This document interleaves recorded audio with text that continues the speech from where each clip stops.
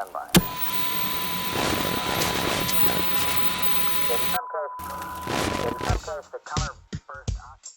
The views and opinions expressed during this live stream do not necessarily represent the views of Framing the World. Individuals are invited to be interviewed for their unique perspective on specific topics, and not because Framing the World agrees with or endorses all other areas of opinion. Listener discretion is advised. Mental, emotional stress produces physical stress.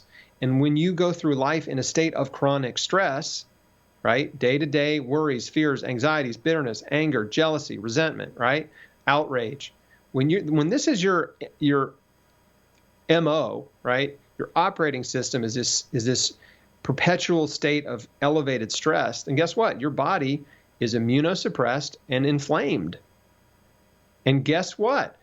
A body that has a suppressed immune system and chronic inflammation is a hospitable environment for cancer cells to thrive.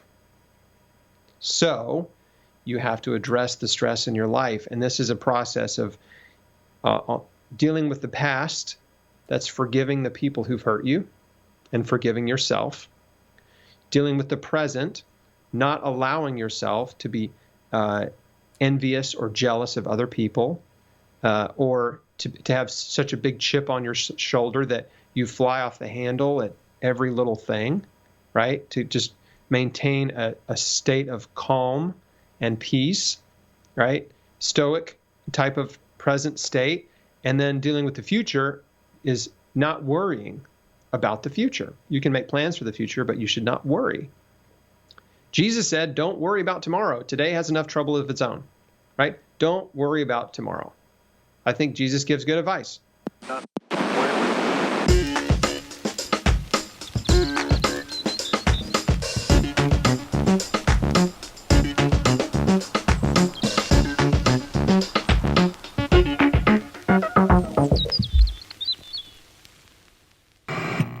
All right, guys. Well, today's episode is going to be super important for everyone to pay attention to, because one of the biggest things that is facing our generation is cancer.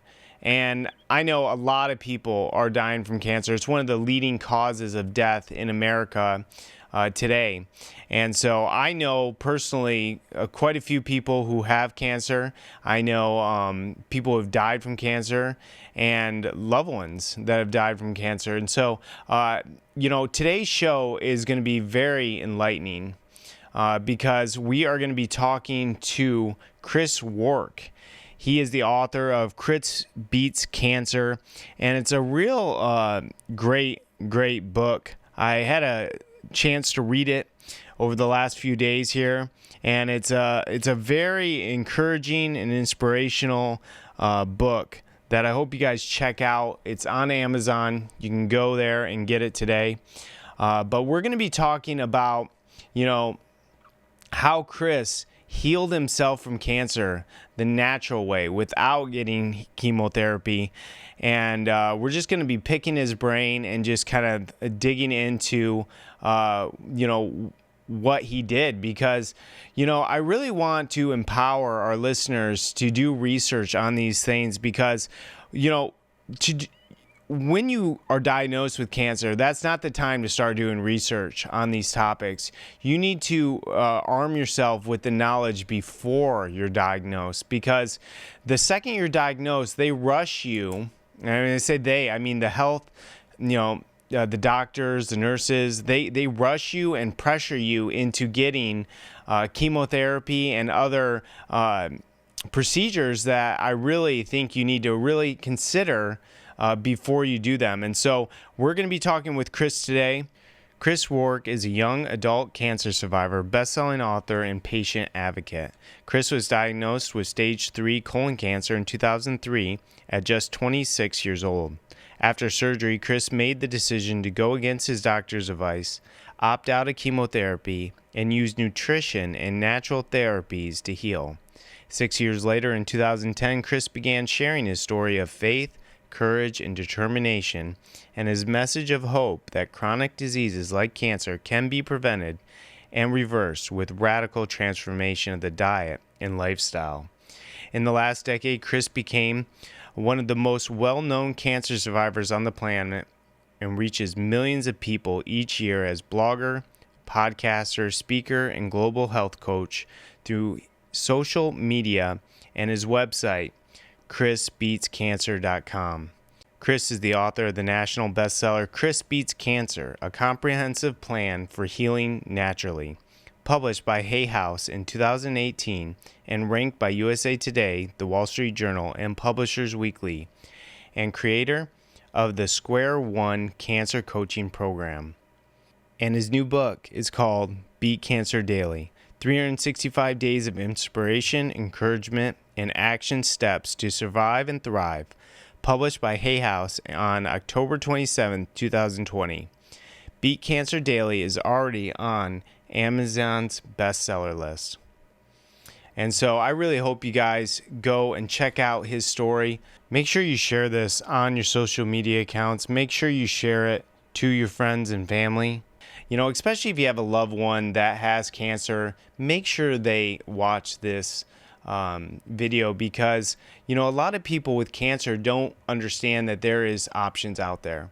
And so what we're going to be talking about today is actually healing your body and not just, cutting out the problems or like poisoning your body more. We're going to be talking about how to heal your body of these cancers.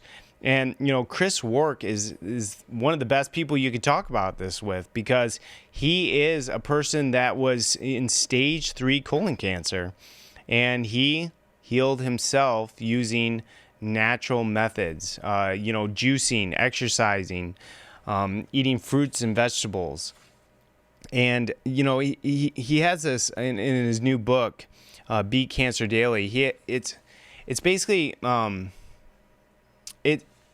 It's a 365 days of inspiration, encouragement, and action steps to survive and thrive. So basically, you open it up. It's basically like a year read.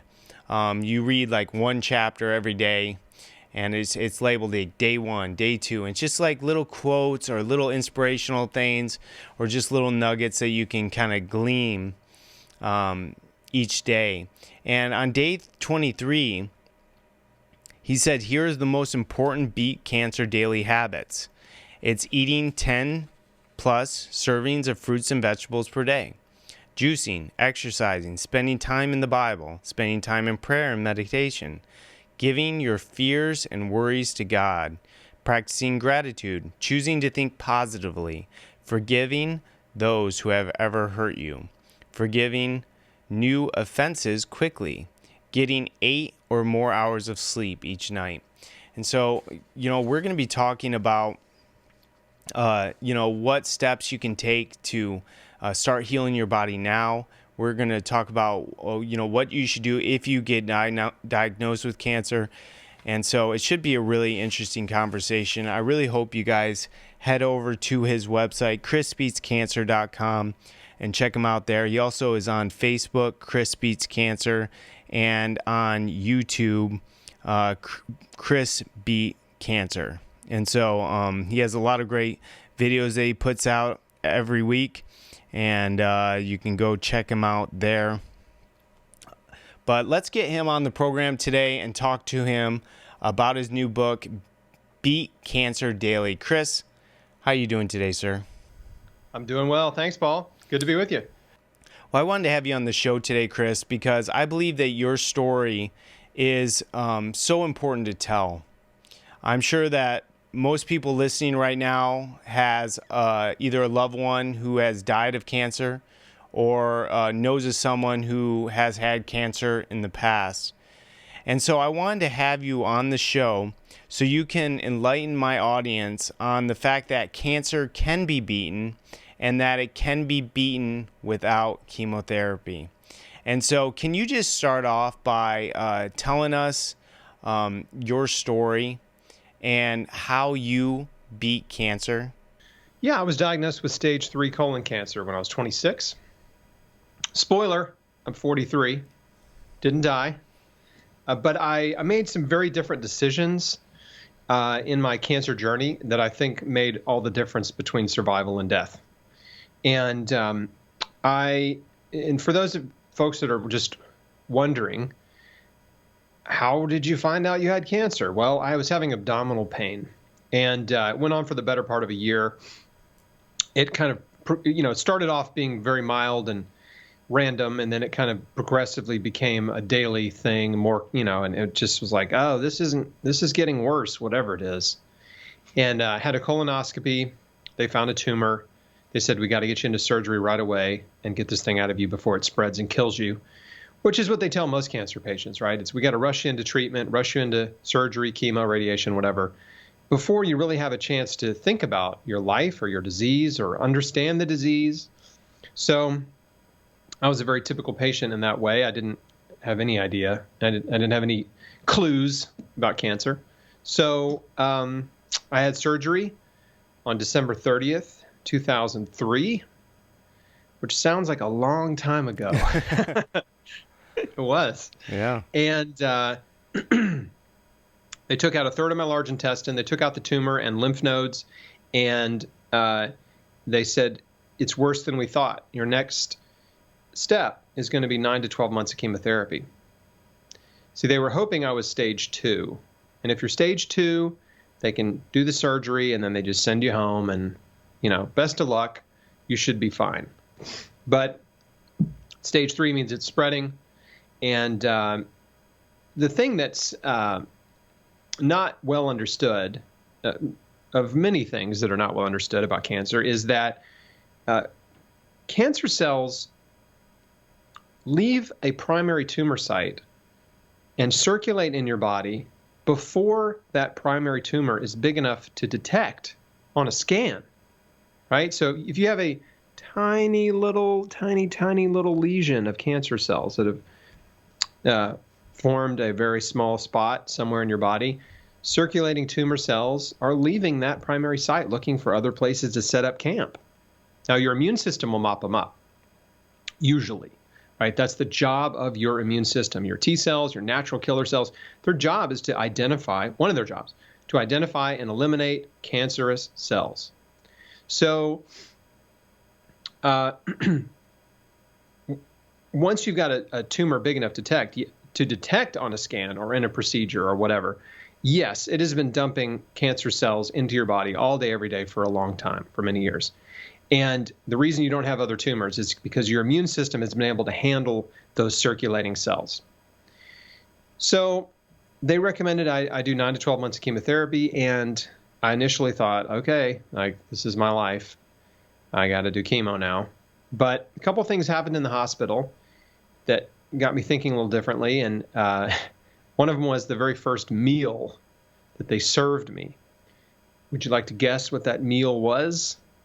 Well, I know because I've listened to a bunch of your interviews, but yeah, I think that is, most people would not guess what that is, because when you think about what, you're trying to heal your body, you just came out of surgery, you wouldn't think of them giving you junk food, and that's basically what they gave you, right?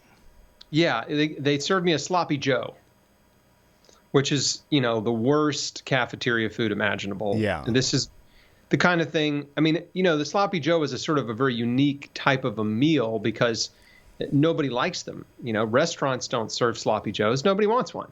It's like the only place you're going to get a sloppy Joe is summer camp, the military, definitely in prison. And surprise, also in the hospital if you are a cancer patient. So that was a bit of a shocker. And then the other thing that happened was the day they told me I could go home, my surgeon came in to check on me, and we were having a conversation about what was, next steps. And I just happened to ask him, is there any food I need to avoid?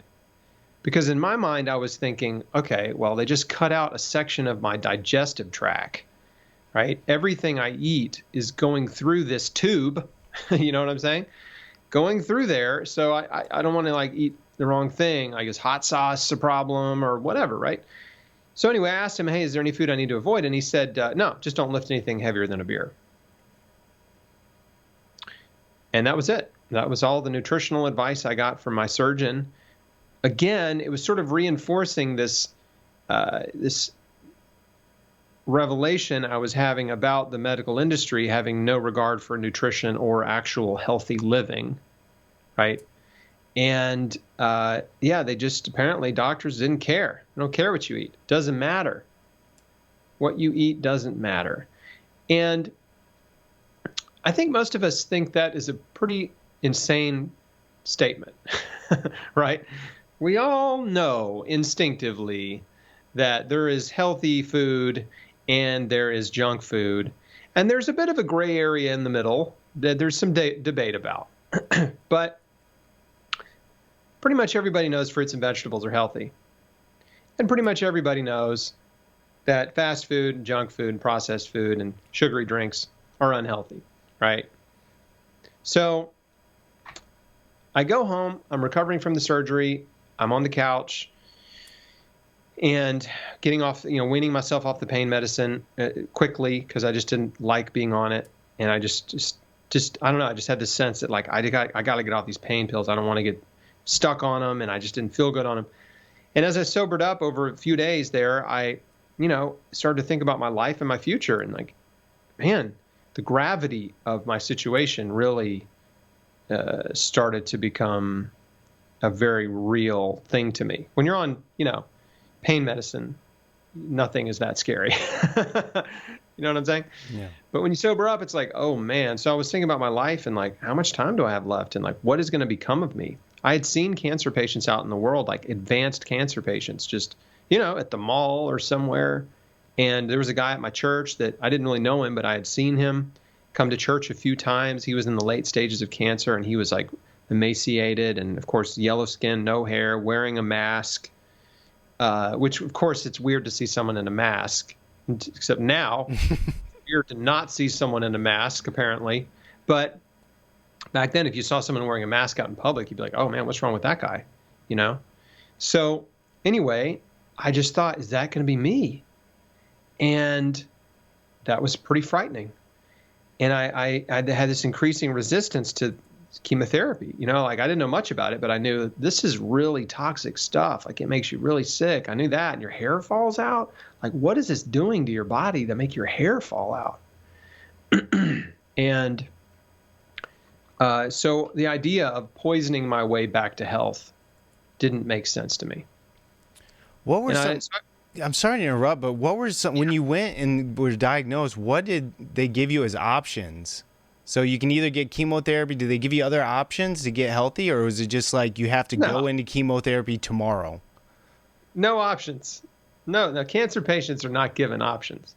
And I'm so glad you used that word, because one of the biggest messages I have in my book, my new book, Beat Cancer Daily, my first book, Chris Beat Cancer, is to communicate to the reader that they have options and help them to show them what their options are. So even my mom told me this very early in the process. She said she had been praying about it, and she said, I feel like the word for you is that you have options, right? So, but I didn't get them from the cancer industry, for sure. So again, there I am. I'm thinking about chemo and not having a good feeling about doing it. And so I prayed about it. And my wife and I are Christians, and we just prayed. And I said, God, if there's another way besides chemotherapy, please show me. I don't know what to do. Help, right? Just a simple prayer asking for help.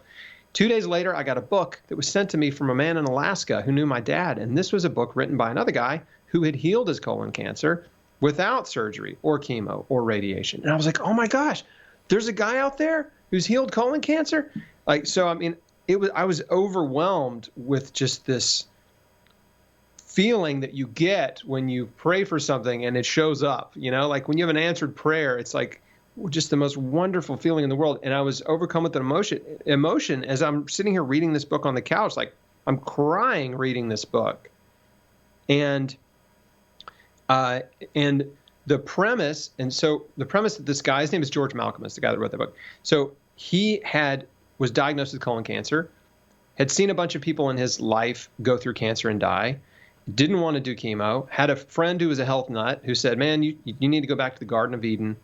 You need to eat raw fruits and vegetables, get on a raw food diet, and start juicing carrots, man. Start drinking carrot juice. So this is what this guy did, and his body healed. And I'm like, whoa, this is insane. Well, if his body healed, maybe mine can heal. So that's all it took. It took one story to change my life. And these are things that made sense to me too. It wasn't like, I'm a relatively skeptical person by nature, but also when something like resonates with me to my core, I don't need a whole lot more explanation. You know what I'm saying?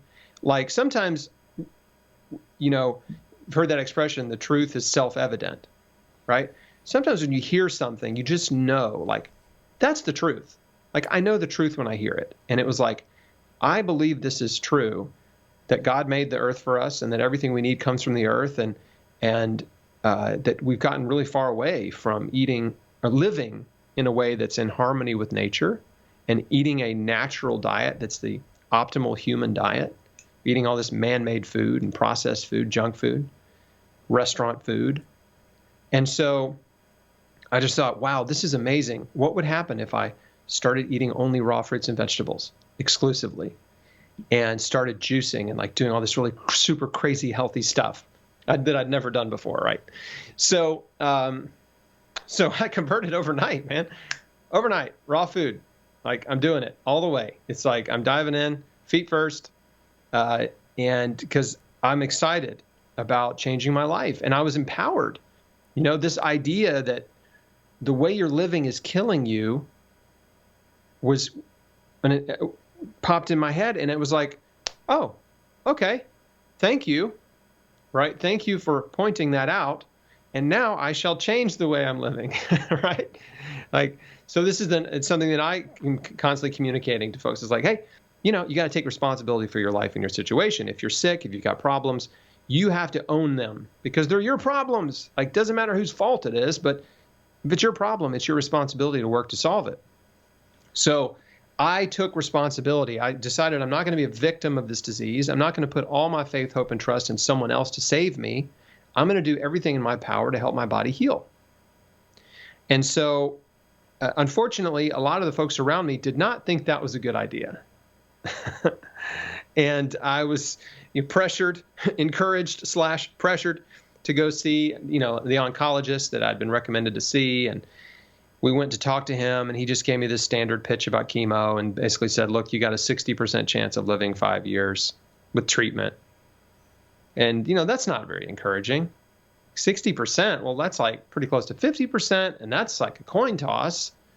And so I wasn't feeling good about that.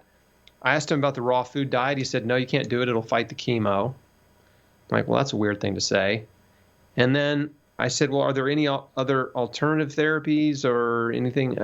That's where I asked about my options. And he says, no, if you don't do chemotherapy, you're insane. And then he proceeded to berate me with every arrow in the quiver, right? He had a pitch and he rolled it out. Like, if you don't do what I say, you're going to die. And that everything he said was to that end. And he injected so much fear, right, into my wife and I, that when he finished, we got up like, basically just like a couple of zombies and walked to the front desk, made an appointment to get a port put in a few weeks and start chemo. And that's when I had the firsthand experience of how cancer clinics work. And a lot of them are just fear factories. They just are using fear to manipulate patients to say yes to treatment that they don't understand, treatment with short-term and sometimes long-term, lifelong consequences. And they're very disempowering. I mean, they victimize people because a patient comes in. Guess what? What's the main thing on every cancer patient's mind? The first question is, how did I get cancer? How did this happen? Was there something I was doing that contributed to this? Because I think a lot of us, by nature, we want to know, like, oh, is this my fault? Like, do I need to change something? Can I do something differently? And they're told by their doctor, no, this is not your fault. It's probably genetic. It may just be bad luck. But it's not anything you did, or wasn't your diet. No, it's not stress. None of the things that you think are contributors, they are not. and you just need to show up for treatment, and we'll do the best we can for you. And what that does is, basically they say there's nothing you did to contribute to your disease, therefore there's nothing you can do to help yourself. You are a powerless victim. And the patient, we are your only hope, right? That's the message. Show up for treatment. That's your only option. And, cross your fingers, say your little prayers, and that's it. So I was very fortunate and thankful that I had, several weeks before chemo was going to start. And in that time, I was able to get my wits about me. And, I just went home and fired up the juicer, man. And I kept eating raw foods. And I kept reading and researching and praying and learning. And, the date was creeping closer and closer. And then when it finally arrived that I was supposed to go get the port put in, I just woke up that morning and I thought, I'm not going to do this, right? I'm going to live and die on my terms. And I don't want to do it, so I'm not going to do it. I can always do it later. But right now, what I want to do is I want to build my body up. Right? I want to restore my health. I don't want to tear my body down further with toxic drugs. So I didn't go. And they kept calling my house, leaving messages. I had a real answering machine. This was 2003, by the way, when answering machines were still a real thing. And they sent me a certified letter I had to sign for. And I'm like, man, they're not leaving me alone. But after the letter, then they left me alone. And I found an integrative oncologist, I found a naturopathic doctor, and I slowly put together a support system of people that would help me navigate this holistic healing journey. My mom was a huge, huge help to me. She had always been a health nut and had tons of books written about natural therapies, alternative therapies, all kinds of stuff. It was crazy. She had amassed this big library of books. And she'd never been sick or anything. She'd just always been into reading and researching about health. It was like God led her down that path of interest because he knew I would need it, right? Like, it was just amazing serendipity. So she had a library of books that it was just like tearing through. And every book I read, the internet was not helpful, by the way, in 2003. There were no videos. There was no YouTube. There was no Zoom. There was no Facebook, no Twitter. Like, the internet in 2003 was pretty lame. Mm-hmm. Nobody can even remember what we did on the internet in 2003. Because it was like none of the same stuff we're doing now. But except for like maybe Googling something and getting a written answer to it, But video on the internet was it was like, there were like 5-second videos. It's like, that's all you're going to get, But anyway, so I kind of lost my train of thought there. I'm trying to get back to the place I was in the story. But yeah, I assembled my healing team, right? And every book I read was kind of confirming the same thing, which was tons of fruits and vegetables, detoxification, juicing, removing stress from your life, forgiving people who've hurt you, right? Letting go of bitterness and anger and resentment, and creating a peaceful life, right? That's conducive to healing. And so that's what I set about to do.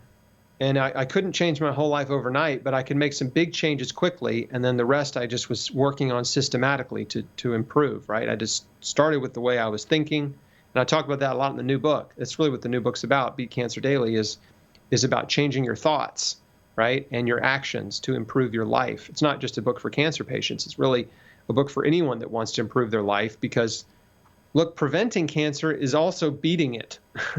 You follow me? So it's not just about, I have cancer, I should read this. No, if you care about preventing cancer, then either one of my books I think you'll love. So this is the part where I hold my book up. There it is.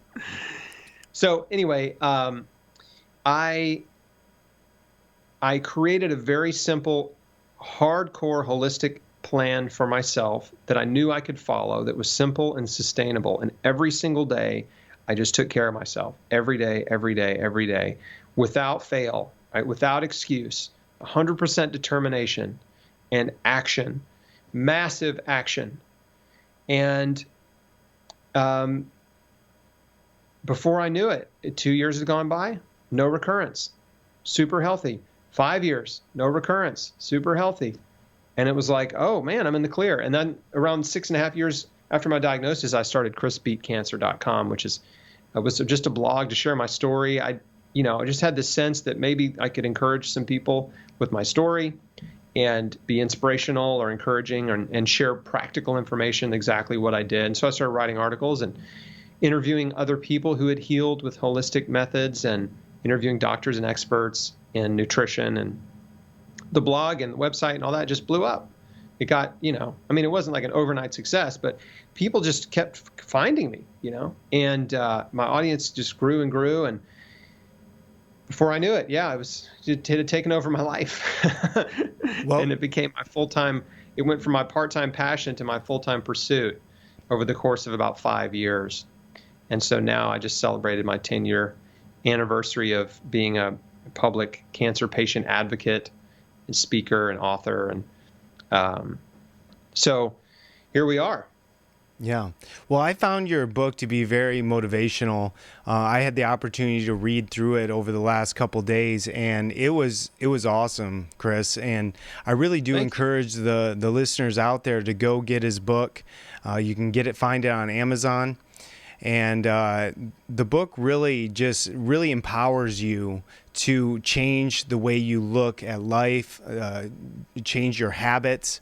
And so what I wanted to talk about is a few of your days, because the book is broken up into 365 days, and it's basically like motivational things that you can read it, day by day, or you can read it all at once.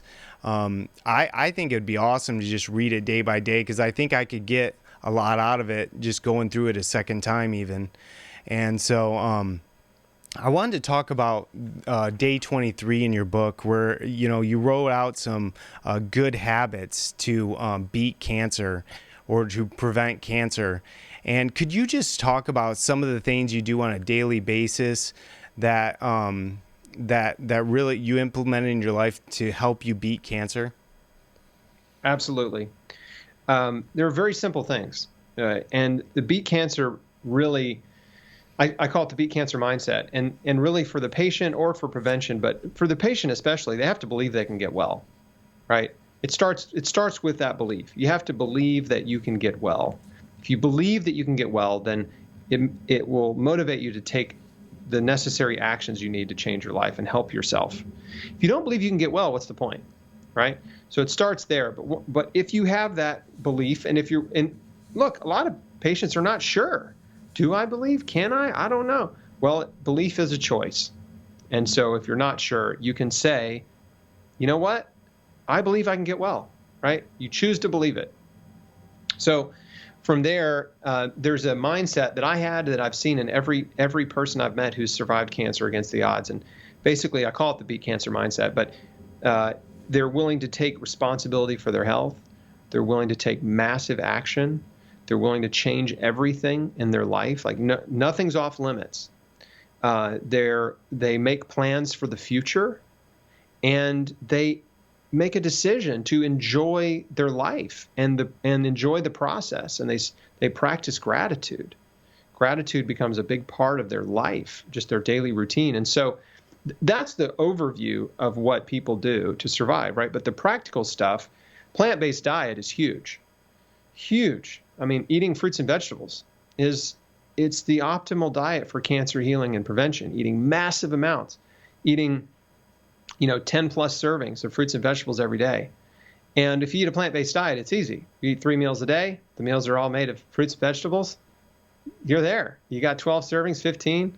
It's easy. But if you eat a lot of fast food and junk food and meat and dairy, then you're taking away, right? You're substituting optimal healthy food for marginally healthy food or unhealthy food. So the plant-based diet's a huge, huge, huge, huge.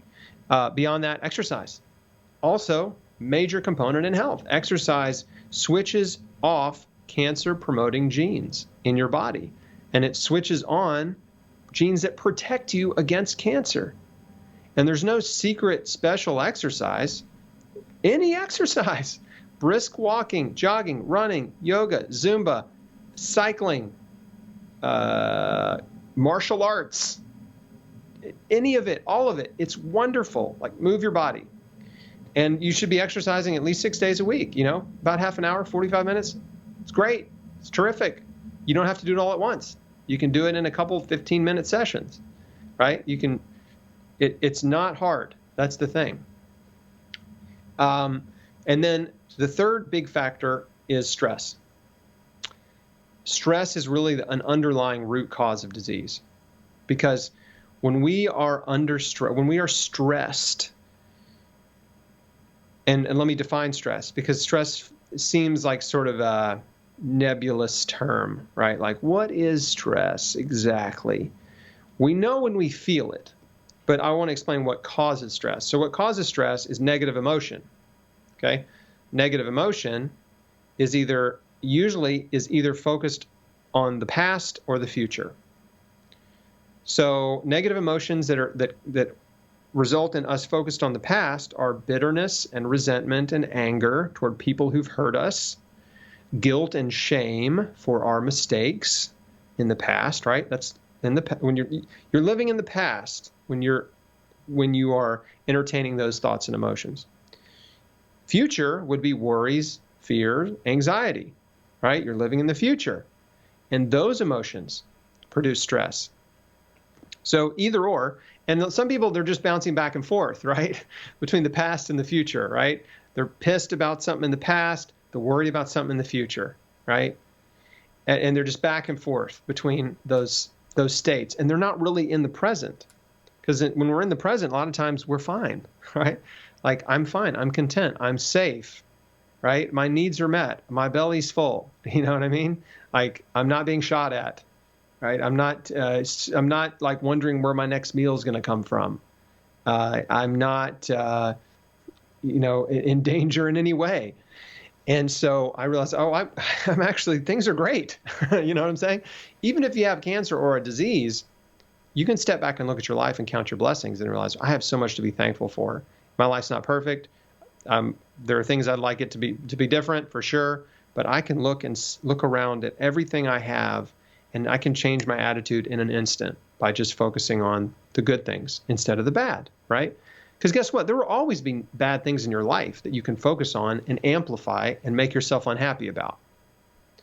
So I learned all this through cancer. Like, these are the lessons that cancer taught me that I am now trying to teach other people through my books, through Beat Cancer Daily, right? So, but the thing about stress is, once you realize what's causing it, right, then you have to actively work to not entertain those negative emotions, right? And there are some negative emotions, I should mention, that are associated with the present, and that would be like envy and jealousy, right? When you see people that have things that you want, right, and you think and you feel resentment towards them because they have more than you, right? That's a negative emotion. So what happens in your body is, when you entertain these negative emotions, they raise your stress hormones.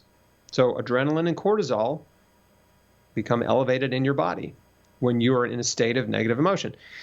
And those hormones are instigators of physical problems. They suppress your immune system. They affect your digestive system in a negative way. Basically, hamper it, turn it off. They interfere with your brain function. They promote inflammation throughout your body. So mental, emotional stress produces physical stress. And when you go through life in a state of chronic stress, right, day-to-day worries, fears, anxieties, bitterness, anger, jealousy, resentment, right, outrage, when this is your MO, right, your operating system is this perpetual state of elevated stress, then guess what? Your body is immunosuppressed and inflamed. And guess what? A body that has a suppressed immune system and chronic inflammation is a hospitable environment for cancer cells to thrive. So you have to address the stress in your life. And this is a process of dealing with the past, that's forgiving the people who've hurt you and forgiving yourself.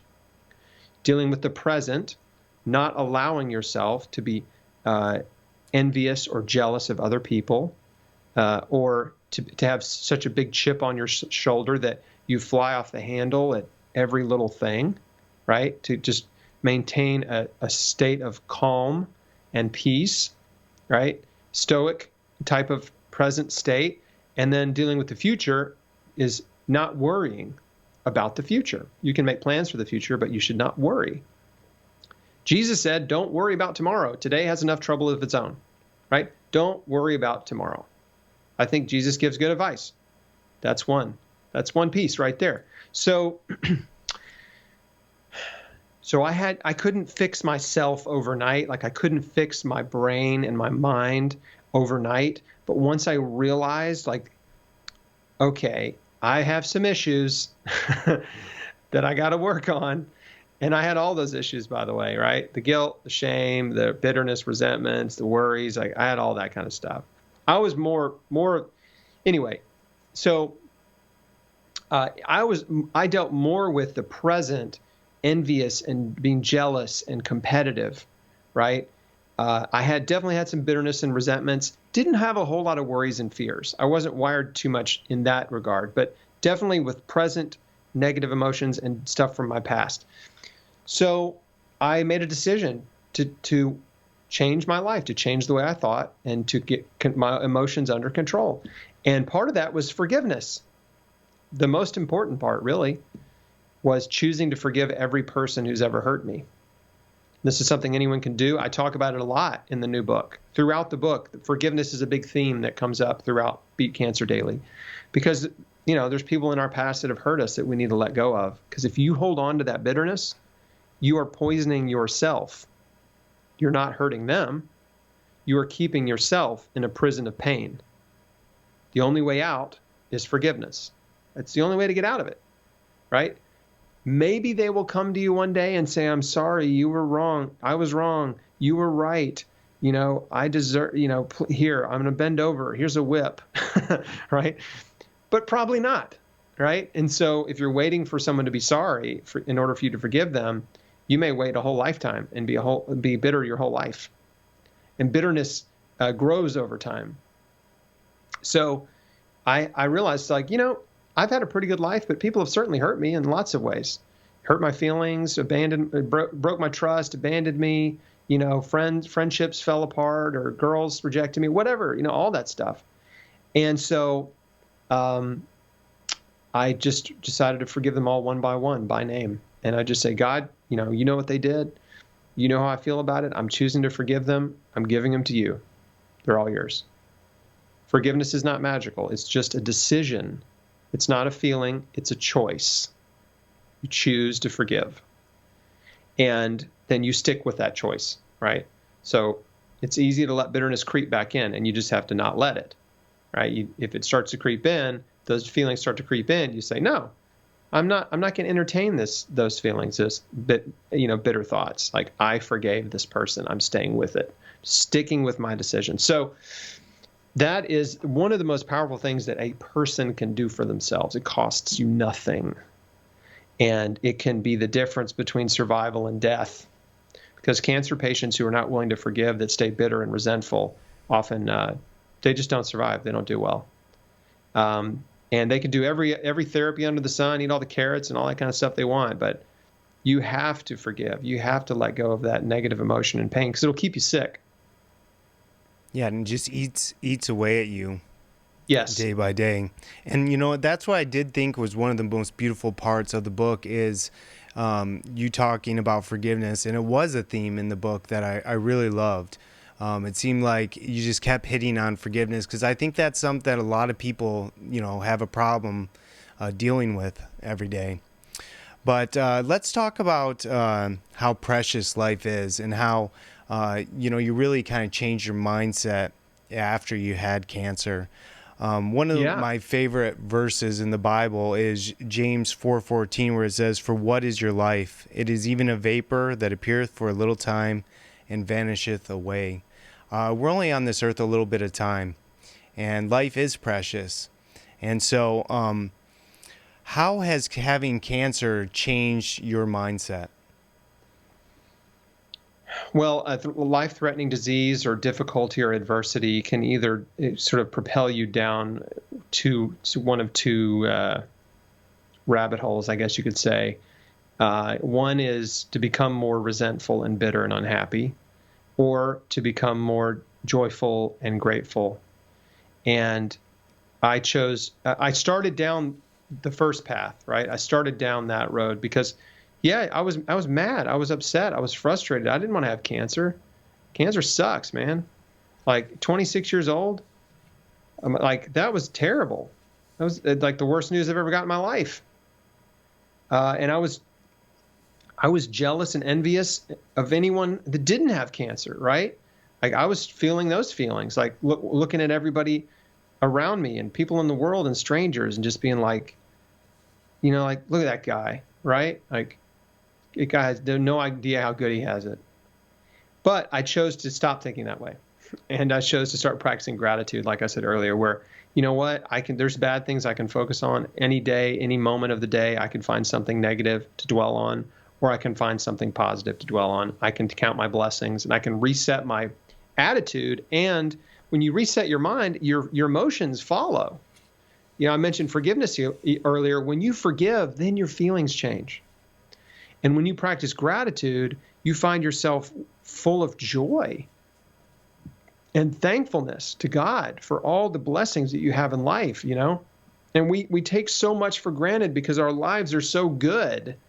We have so much good, we can't even see it, right? It's like we're so accustomed, we're spoiled. That's the word, We are spoiled. We have as much food as we could want. We have shelter. We have very nice shelter. We have all this entertainment, unlimited entertainment. We have more clothes than any person needs, most of us. You know what I mean? Like, we are so blessed. And I'm saying we, as in people who live in a first world country. And but when you look around the world, there are millions of people living in abject poverty that have nothing, right? That meal to meal is a struggle. Living in houses with no electricity, no running water, right? And it's like, oh my gosh, I am so spoiled. Like, thank you, God, that I have running water, that I have electricity, that I have a home, that I have clothes to wear, that I have food to eat, that I can see, that I can get out of bed, that I can feed myself, that I can go for a walk or a run if I want to. I mean, don't get me started, man. I can do this all day. That's gratitude right there. It's just saying, thank you, God, for X. Fill in the blank. And, it says in Psalms, enter his gates with thanksgiving. What does that mean? Gratitude, right? Start by saying thank you. Remind yourself how blessed you are, right? And so throughout the Psalms, the Psalms is such an incredible book, but of worship and praise and devotion to God. But, give thanks to the Lord for he is good. His love endures forever. It's like God is good to us in so many ways. It doesn't mean there's no problems in life, but the problems in life set you up for blessing. This is an attitude and a mindset that I talk about in this book, and that is so powerful if you choose to adopt it. And that's to start seeing your problems as opportunities and blessings in disguise. It doesn't mean you have to pretend like a tragedy or a bad thing is not a bad thing, right? You don't have to pretend that a bad thing is a good thing, but it means a thing happens, you don't like it, you perceive it as bad, and then you say, you know what? Something good's going to come out of this.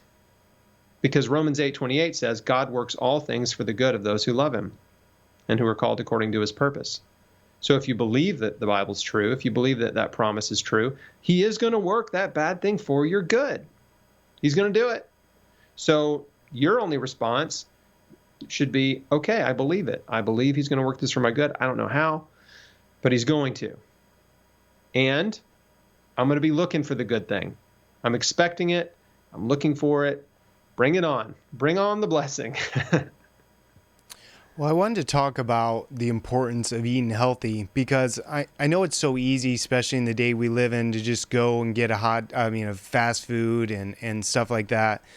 You wrote an article called "The Top 12 Dirtiest Fruits and Vegetables," which I thought was really interesting, where you list off, the fruits and vegetables that you need to make sure you get organic, and the ones where it's like, if you don't have enough money, you can maybe, cheat a little bit there.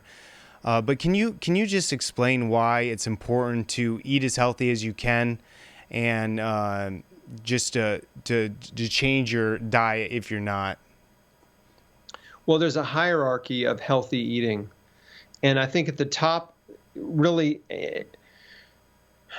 the most important principle of healthy eating, in my opinion, and I think really based on the abundance of science, is eating a whole foods, plant-based diet, right? Eating an abundance of fruits, vegetables, legumes, whole grains, nuts and seeds, herbs and spices, just eating an abundance of that food from the earth. Doesn't have to be all raw, but just eating a raw and cooked, right? An abundance of whole foods from the earth. That's like the strongest biggest foundational block in healthy eating. Now, from there, can you eat mostly organic? That's better, right? That's better. But the most important thing is eating a whole food plant-based diet. Because some people, they just don't have access to organic food, right? They can get some things organic, other things they can't. And I don't want to create unnecessary food fear, right, in folks who are like, oh, I can't get organic produce, but I can get organic cookies. You know what I'm saying? So whole food plant-based is the diet. And if you can eat most of it organic or all of it organic, that's wonderful. That's a little extra edge. You're at the top, right there, top of the hierarchy in terms of healthy eating. Keeping your animal protein consumption to a minimum. I don't believe everyone has to be 100% vegan. When you look around the world at the healthiest, longest living people, they eat a little bit of animal food, but it's way less than Americans, right? It's about 5% of calories. And hey, Jesus caught fish, man. He helped his disciples catch fish. He fed fish to thousands of people, right? So it's like, I can't make a case biblically that you shouldn't eat fish because Jesus ate fish and probably lamb at Passover. But anyway, so that's the big deal. Now, in terms of practical tips, if you're eating the skin of a fruit or vegetable, it is best to eat organic. So blueberries, apples, right? You're eating the skin. Oranges, you're not. Cantaloupe, nope. Watermelon, nope. Avocado, not eating the skin. So there's just an easy rule of thumb, and the Clean 15 and the Dirty Dozen are two lists that are published by the Environmental Working Group every year, which is that article you're referring to that I wrote, where every year they evaluate the pesticide and contamination on produce, and they publish this list of the 15 cleanest fruits and vegetables that you don't have to buy organic, and then the Dirty Dozen, which are the most contaminated that you really should buy organic. And it basically boils down to, are you eating the skin or not? So that's an easy rule of thumb to remember. If you're eating the skin and you can get organic, you should. If you're not eating the skin, you can save some money and buy it conventionally grown. Well, I think that's some great advice to everyone listening. And, a lot of people panic when you talk about vegetarian or vegan lifestyle, especially Christians, because, they love their meat. But, if you have cancer, you really should stay away from meat because when you're juicing stuff, you need all that nutrients. And so can you talk about that? Yeah. Well, the problem with animal protein is meat and dairy is that there are a number of compounds in animal food that promote the growth of cancer. And some directly cause cancer. So, for example, processed meat is classified as a Group 1 human carcinogen by the World Health Organization, International Agency for Research on Cancer. So they've got the same level of evidence that processed meats cause cancer that they do with smoking and asbestos and formaldehyde and uranium. Okay. They know it's causing cancer. What's a processed meat? Hot dogs, sausage, bologna, turkey, deli meats, spam, right? Those are processed meats. Red meat is a group 2 human carcinogen. So it's a probable carcinogen, not quite as much evidence as processed meat, but it's still got some evidence that's legit. And colon cancer is really the big cancer, the one I had, that's contributed to by processed meat and red meat. Now, all animal foods contain numerous hormones that can promote cancer growth if it's already in your body. Animal protein raises IGF-1, which promotes cancer growth. Animal foods are high in cholesterol and fat, also good fuel for cancer cells. Animal foods are high in an amino acid called methionine, which many cancer cells are dependent on to survive. So there's a number of mechanisms, biochemical mechanisms in the body that animal protein fuels cancer growth. So yes, for sure. And now, again, the healthiest, longest living people do eat a little animal food, but it appears that the little bit they eat is not enough to cause problems, right? They're eating maybe 5% on average, where in the U.S., we're eating 20% or greater animal protein. In some cases, people are eating carnivore now. They're eating all meat, 100% meat. I mean, it's insane. It's insane. There's no population anywhere in the world. Even this paleo idea is a myth. Your Paleolithic ancestors did not eat bacon and drink coffee with butter in it. Hate to break it to you, that ain't what they were doing. And they weren't reading magazines like Paleo Today or whatever.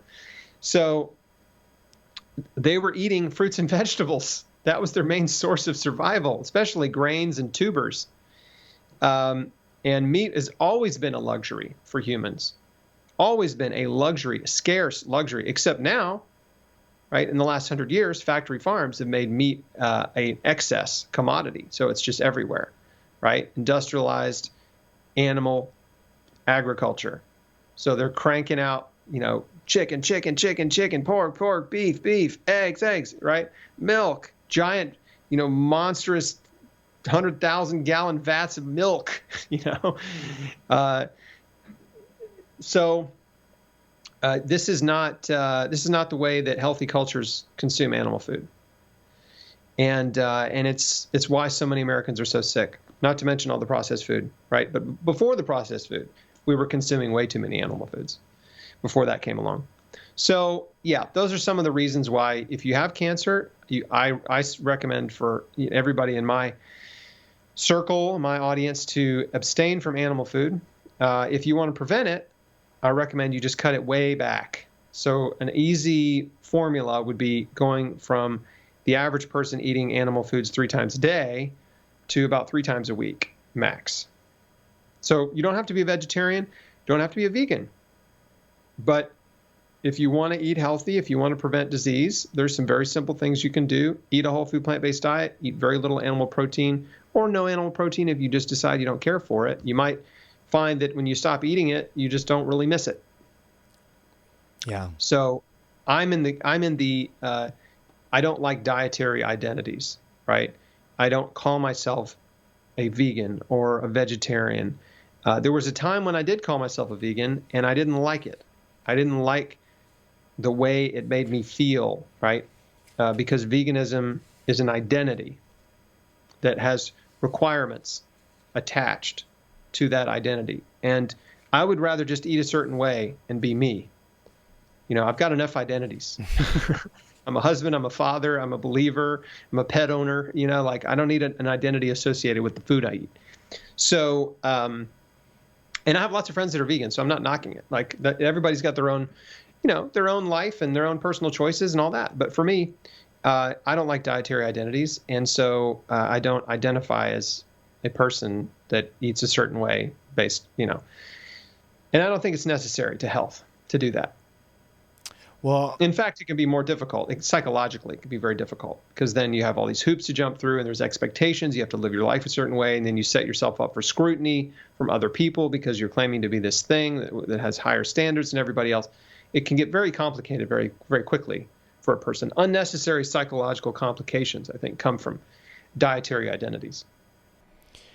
a lot of people don't really understand how big of a business the cancer industry is. One of my loved ones recently just went through chemotherapy, and I know they knew about the natural way to heal yourself, but they decided to go with chemo. And I asked them, why did you decide to go with chemo? And they told me, I couldn't afford to do it naturally. Insurance won't cover the natural healing methods, the natural way. And, it's such a sad thought to think of. But, it is true.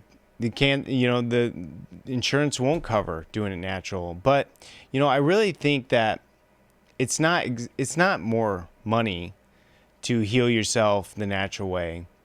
And, I know I've heard some interviews where you talk about this.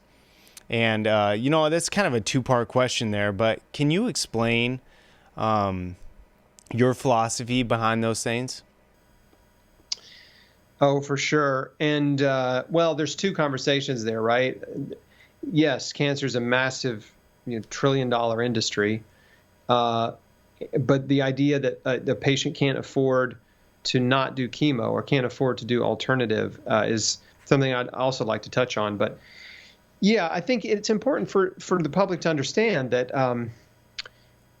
the cancer industry is basically was created and funded and exists to benefit the pharmaceutical industry first and foremost. All that money is flowing up to the pharmaceutical companies. Billions and billions of dollars, right, in profit on cancer drugs. And the death rate for cancer in the last 60 years has only improved about 5%. 5%. That stinks, right? Like, I could point my finger at the cancer industry and say, you stink at your job, right? Think of all the billions of dollars spent on research and drug development. It may be in the trillions. And they've improved the death rate by 5% overall across all cancers, right? Some have improved a lot more than 5%, but a lot of them have improved 0, right? And that's a pretty large number. The cancers that made the most progress for are the non-solid tumor cancers. So lymphoma, childhood leukemia, and even testicular cancer, right, in young men.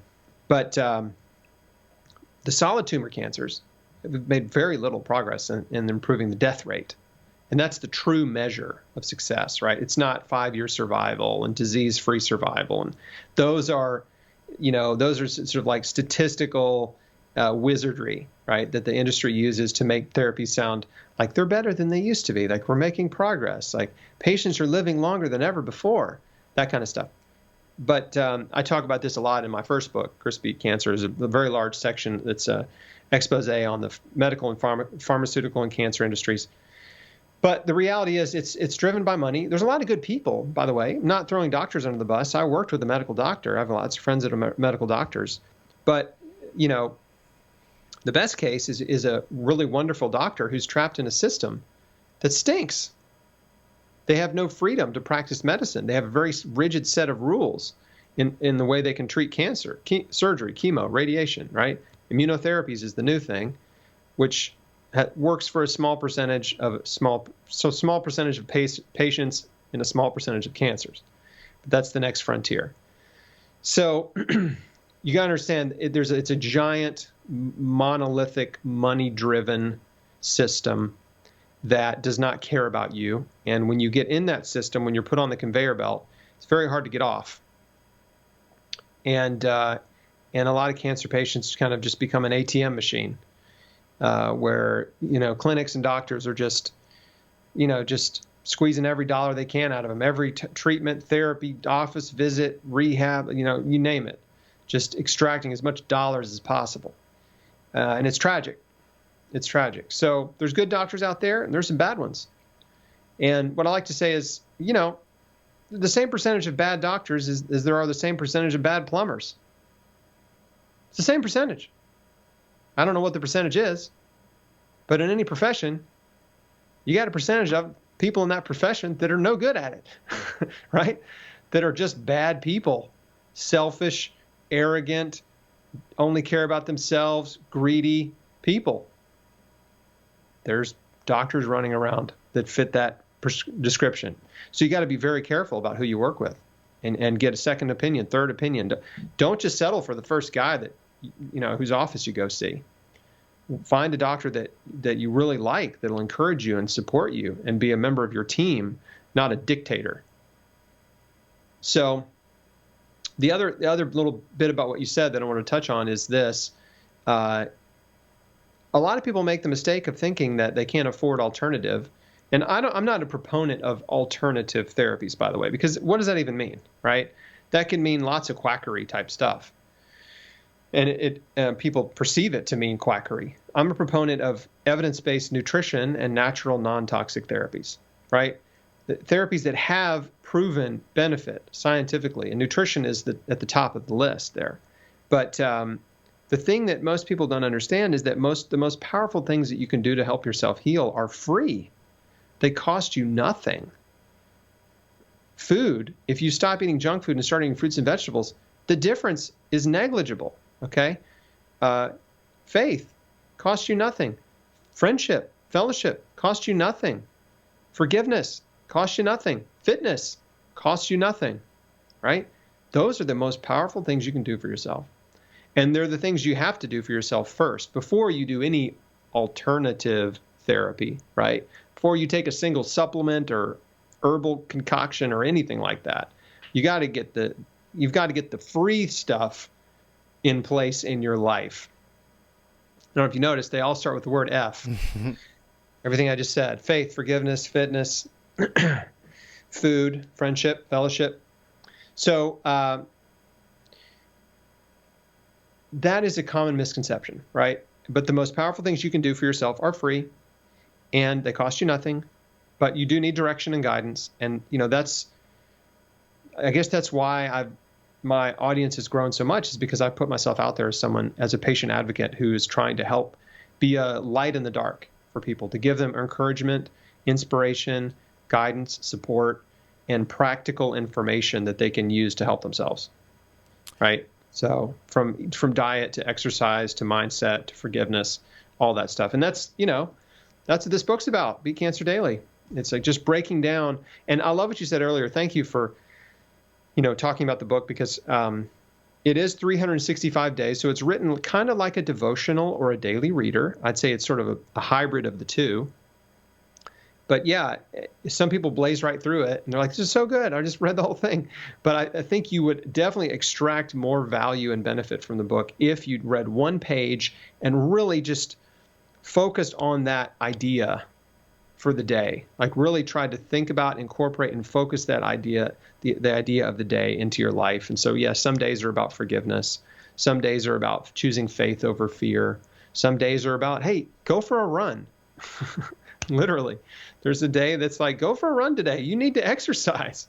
So anyway, I'm so excited. And the book's just come out about a week ago. So it's cool to see it out there in the world. It's in bookstores and on Amazon. Easy to find. Awesome. Well, I really appreciate you coming on the show today, Chris. How can people support you and get more information about you? Thank you, Paul. I appreciate it, man. This was fun. It flew by. They can connect with me, on chrisbeatcancer.com. If you're a cancer patient, I've got a free guide you can download that you'll see on every page of my website. It's called 20 Questions for Your Oncologist, and it will rock your world. It will give you the most potent questions to ask so that you can make the best decision for you. But I've interviewed tons of survivors on there who have incredible healing stories, tons of medical doctors and experts and researchers on health and healing and nutrition on chrisbeatcancer.com. Of course, I'm on Facebook and Twitter and YouTube. Got a big YouTube channel with tons of videos on there. And been doing this for 10 years, so I've accumulated a lot of content in 10 years. But it's all distilled down in my book, Chris Beat Cancer, the first book, and then the new book, Beat Cancer Daily, to help folks walk out, right, the systematic life change. Because, like I said in the beginning of our interview, you can't change your whole life in one day, right? You can make some big changes in one day, but you can't change everything in a day. You gotta work it out, right? You gotta work it out. And so it's a daily process of self-improvement. So, but yeah, obviously buying my books supports me, sure. But I hope it actually supports the reader much more than it supports me, the couple dollars I make from a book. I think the reader gets way more value from the book than I get from them. Well, I really appreciate it. And, a quote that you said in the book it really stood out to me. You said, healing is a marathon, not a sprint. And so I appreciate you coming on the show today and just enlightening our audience about your story and just about, healing your body the natural way. Thank you, Chris, so much for coming on. Thanks, Paul. All right, God bless. Well, I really appreciate Chris coming on the program today to talk about his new book, Beat Cancer Daily. You can find out more information on him at chrisbeatcancer.com. Also, he's on Facebook and YouTube as well. And so I really hope you guys go and check out some of his videos. I learned a lot from watching him. And, it really is empowering to hear him talk about these things because, he went through the process of having cancer. And you know what? That really does change a person. He wrote in his book about it, and I can imagine just the impact that had on him. And there's a lot of great just thoughts or takeaways from this book. Every day it's a takeaway. Something you can meditate and think about on that day. One of the ones that I was talking about, healing is a marathon, not a sprint. And I'm going to read this day 32 in the book. In the modern world where everything is at our fingertips, we have all developed a quick fix mentally, but chronic disease takes many years to develop. There's no miracle cure or magic pill. With the exception of miracles, you can't heal overnight. Consistency is the key. Day by day, taking care of yourself, feeding your body food that promotes health, exercising, slowing down, removing harmful things. All of this creates healing momentum. Once you get the ball rolling, it's easier to keep it rolling. That's why simplicity is important, because simplicity is sustainable. Pace yourself and remember, slow and steady wins the race. Healing is a marathon, not a sprint. And so there's a lot of great takeaways out of his book that you can get. And, I'm going to get the book and just read it every day because I think it's going to make just a great little just start of my day. You read the Bible and then just read a short little motivational kind of thought. That's really what it is. It's just every day is just a thought. And every day you can just read the next thought, and kind of just meditate on it. So I think you did a great job with the book. Another interesting day 161. And these are just kind of things that kind of resonated with me as I read the book. It said, no matter how much good you do, there will always be someone who thinks you aren't doing it right. You aren't good enough, or you are doing it for the wrong reasons. Don't worry about the critics. Just keep doing good. And so that really sunk home with me for obvious reasons, or for those of you who follow this show. And so, guys, make sure to head over to his website, chrisbeatcancer.com, and check him out there. It seems like he's just doing a lot of great things. Chris Beat Cancer. You can order the book on Amazon, Barnes & Noble, etc. But guys, think about these things and, make changes in your life to heal your body before it's too late, before you get cancer. Because, once you get cancer, there's so many pressures and struggles that are kind of falling on you that it's hard to, come back. But if you slowly make these changes and heal your body, you won't have to make such drastic changes later in life. So again, guys, thank you so much for supporting us at Framing the World. Make sure you go to the website. We got a lot of different books on the store. Fast Food Nation, it's a great book on just showing you how the fast food industry is, not good for you. Healing the Gerson Way, and World Without Cancer by G. Edward Griffin. You can get these books on our website, framingtheworld.com, and support us over there. You can also support us through Patreon and through the donation tab on our website. Just head over to our website. It's really easy. Just hit Shop Now, and you can donate on the left-hand side. Just scroll down to the donation section and donate through the website there. And so we're doing a lot of different things here on the channel. We want to have a lot more streams that focuses on health, because I really believe in eating healthy and living a healthy lifestyle. And I want you guys to kind of rethink maybe the decisions you make on a daily basis.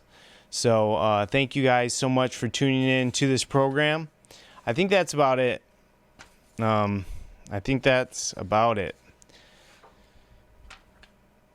Cool. Awesome, guys. Well, I hope you have a good night, and God bless. Thank you so much for subscribing to Framing the World. You can also support us on Patreon. Thanks for watching. FramingTheWorld.com